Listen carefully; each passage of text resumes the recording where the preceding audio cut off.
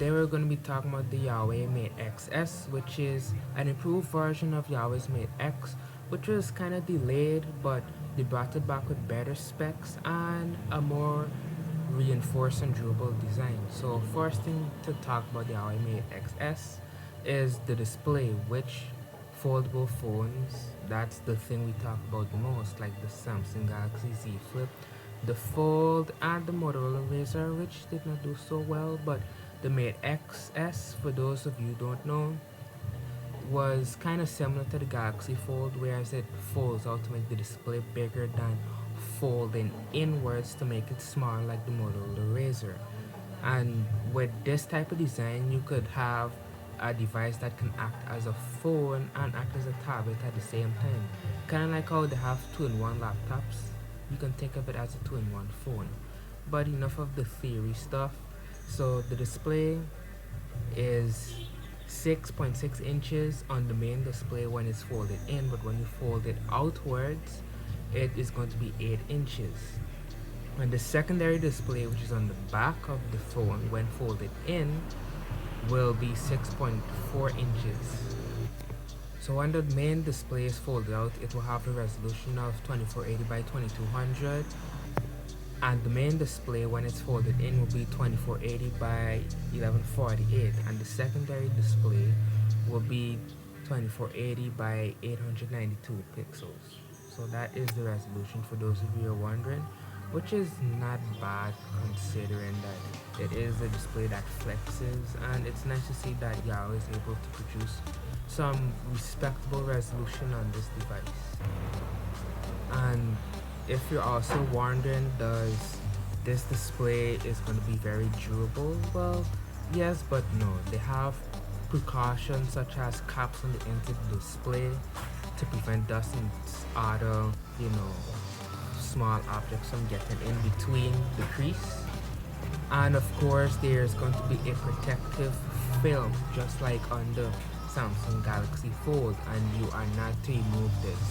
So if you buy this phone, please don't remove it. If you watch Jerry Riggs' video with the Z Flip and the Fold, you will see that it will not be pretty. But if for some reason the protective layer gets damaged, you can contact Huawei directly to get it fixed and replaced. And they recommend that you do not go to third-party outlets to fix this thing, at least currently. Now enough about the display, time for other stuff like the processor. It will be powered by the Kiva 990 processor, which is an optical processor, and it also enables usage of 5G. So you'll be ready for 5G support if you're living in the area of 5G.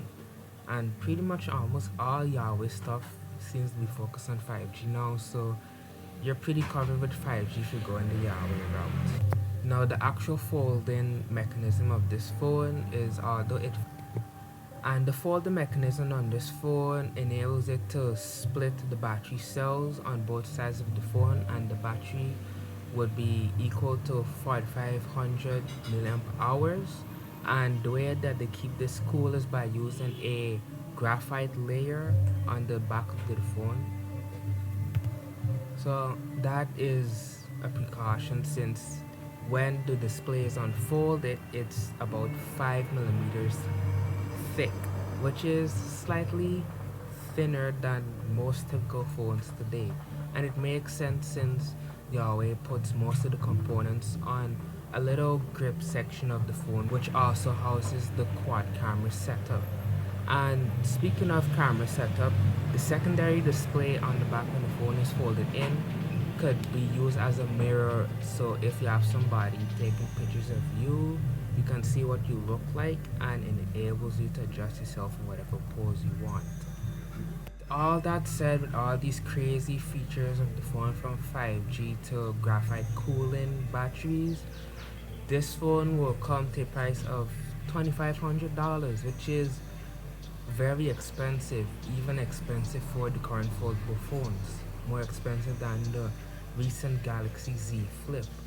But that is kind of expected, since this phone packs a lot of complicated stuff in it in terms of design and also feature set. So if you're interested in getting this phone and you've got that cash, just feel free to use it, but keep in mind that since it's a foldable display, that it's not waterproof. That's basically the only thing you have to worry about with this phone is protecting the display. But in terms of usability, in theory, it seems like the most usable foldable phone next to the C Flip. So tell me what you guys think about the Mate XS in the comments. Like this video, subscribe to my channel, share it, and I'll see you guys in the next one.